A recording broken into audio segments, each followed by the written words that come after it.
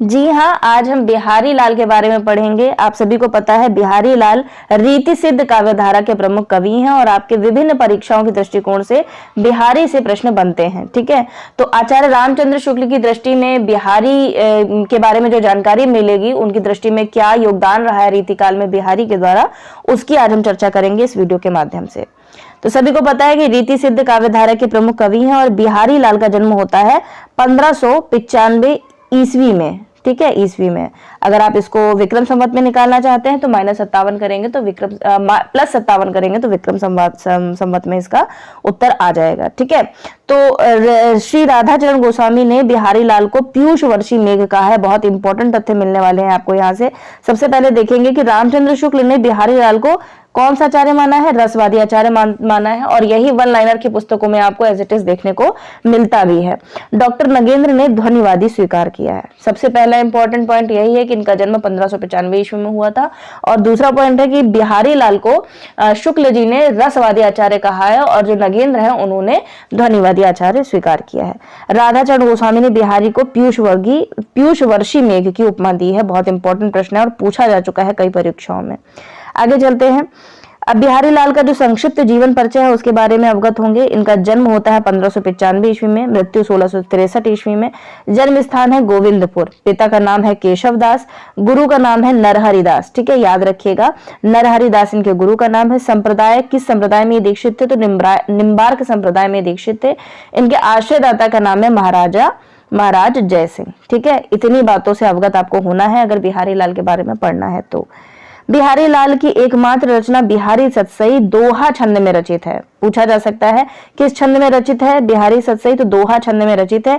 इसकी भाषा जो है वो परिनिष्ठित साहित्यिक ब्रज भाषा कही जाती है।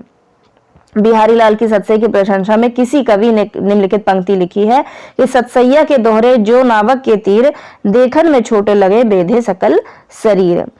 आगे चलते हैं। डॉक्टर जॉर्ज ग्रियर्सन के अनुसार यूरोप में बिहारी सतसई के समकक्ष कोई रचना नहीं है।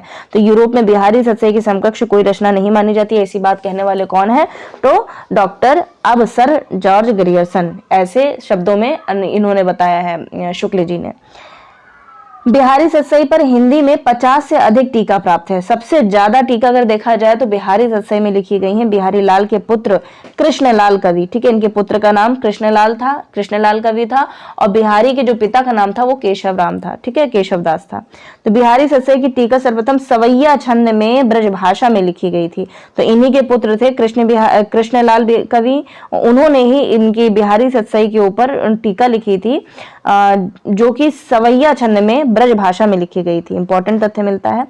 बिहारी सतसई के अन्य टीकाकार देख लेते हैं, और जो टीकाकार हैं सबसे ज्यादा इंपॉर्टेंट टीकाकार माने जाते हैं जगन्नाथ दास रत्नाकर की टीका मानी जाती है, वो बिहारी रत्नाकर के नाम से है। सबसे ज्यादा इंपॉर्टेंट, वो खड़ी बोली की सबसे सर्वश्रेष्ठ कृति उसी को माना जाता है।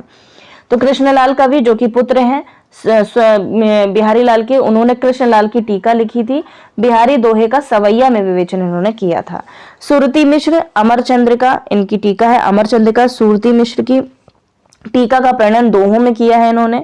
लल्लू लाल की लाल चंद्रिका कई बार परीक्षा में पूछी जा चुकी है। लाल चंद्रिका बिहारी सतसई से संबंधित टीका है। प्रभुदयाल पांडे की टीका 1896 में आधुनिक खड़ी बोली में लिखी गई है। अच्छा, जो नाम से जैसे कृष्णलाल कवि की कृष्णलाल की टीका, तो ये तो नहीं पूछा जाएगा, लेकिन जो अलग नाम से जैसे अमर चंद्रिका की टीका किसने लिखी है?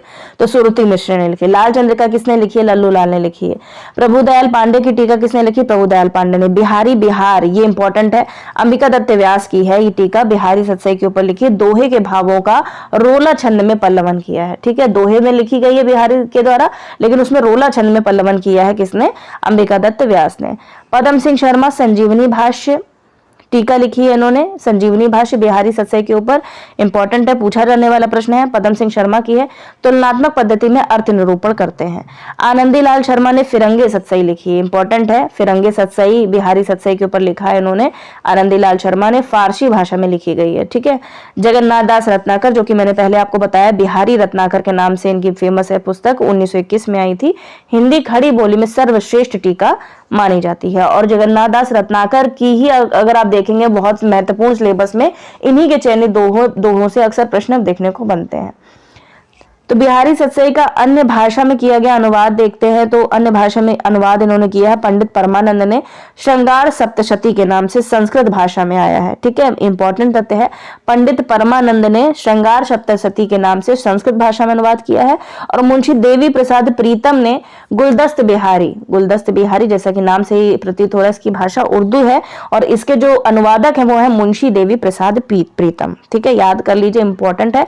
पंडित परमानंद का है श्रृंगार सप्तशती और मुंशी देवी प्रसाद प्रीतम का है गुलदस्त बिहारी।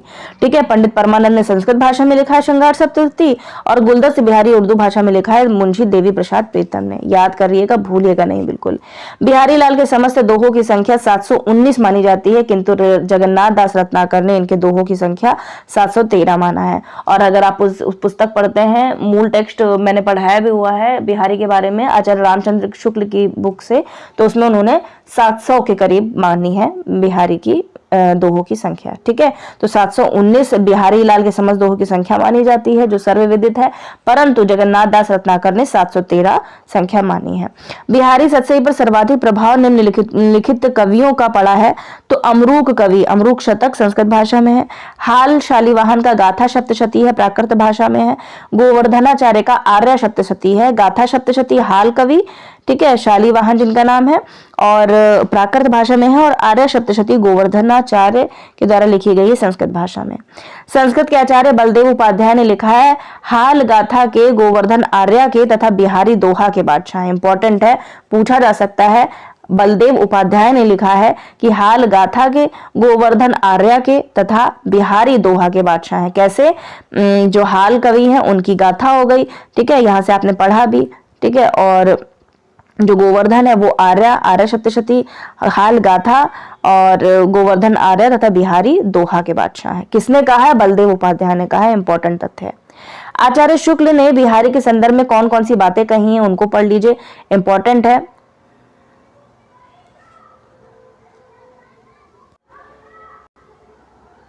तो इन्होंने कहा है, सबसे पहला पॉइंट कहा है कि श्रृंगार रस के ग्रंथों में जितनी ख्याति और जितना मान बिहारी सतसई का हुआ उतना और किसी का नहीं।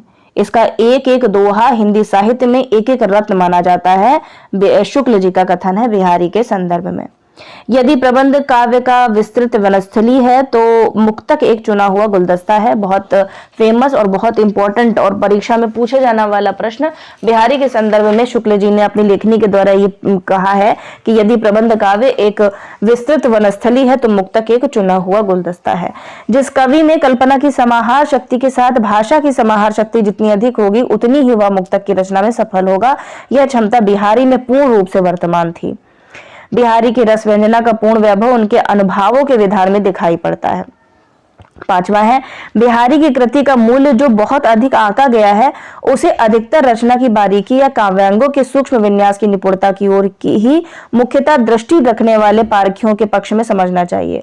उनके पक्षों से समझना चाहिए कि जो किसी हाथी दांत के टुकड़े पर महीन बेल बूटे देख घंटों वाह किया करते हैं, पर जो हृदय के अंत स्थल पर मार्मिक प्रभाव चाहते हैं, किसी भाव की स्वच्छ निर्मल धारा में कुछ देर अपना मन मग्न रखना चाहते हैं, उनका संतोष बिहारी से नहीं हो सकता। ये जो हाथी के बेल बूटे वाला ना, हाथी के दांत बेल बूटे वाला, ये भी इंपॉर्टेंट वक्तव्य है। और मैंने आपको आचार्य रामचंद्र शुक्ल की पुस्तक पूरी की पूरी पढ़ाई है, उसमें एज इट इज आपको ये पंक्तियां मिल जाएंगी। अगला है और आज का हमारा अंतिम जो वक्तव्य है शुक्ल जी के द्वारा लिखा गया है बिहारी के संदर्भ में कि भावों का बहुत उत्कृष्ट और उदात्त स्वरूप बिहारी में नहीं मिलता। कविता उनकी श्रृंगारी है पर प्रेम की उच्च भूमि पर नहीं पहुंचती, नीचे ही रह जाती है। किसका वक्तव्य है? शुक्ल जी का। आशा करती हूँ कि बिहारी के संदर्भ में ये बातें आपको समझ में आई होंगी और किसी भी आप परीक्षा की तैयारी कर रहे होंगे, ये बिहारी के संदर्भ में बहुत इंपॉर्टेंट फैक्ट्स हैं। मैं इसका जो वीडियो का जो ये PDF है वो टेलीग्राम चैनल पर सेंड कर दूंगी। मिलते हैं एक ऐसे ही एक नए कवि के साथ में, तब तक सभी अभ्यर्थियों का हृदय की गहराई से प्रेम पूर्वक धन्यवाद।